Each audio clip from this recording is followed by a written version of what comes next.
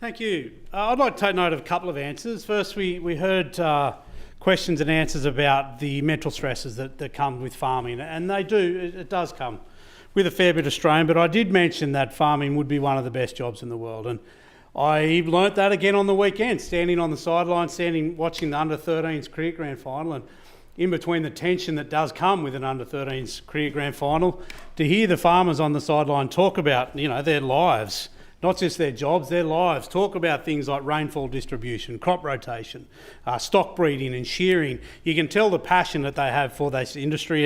And the other thing that is evident is they'd like to see the same sort of passion from their so-called advocates in this place, who don't seem to have that passion. So they'd like to see that passion, and they'd like to see some gratitude for their work in feeding and clothing the nation. We talked about fuel a fair bit today, as I dare say we will do quite a bit over the remainder of this week, because it is the pressing issue right across regional New South Wales. And yes, there is fuel for your cars, but it goes a lot further than that as well. And we need to remember the depth of the impacts this is going to have on school buses.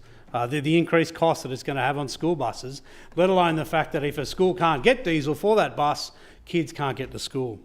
We're hearing things like footy teams are going to struggle to travel out to go to events. And one of my big worries on top of everything else, is the impact this will have on tourism.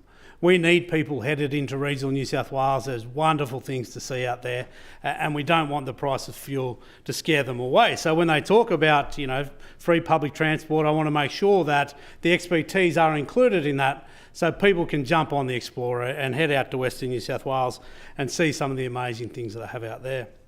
And then we want to talk about it being a distribution issue. What impact do you think cutting the major artery into Western New South Wales is going to have on that distribution? So all hands on deck to fix the Great Western Highway.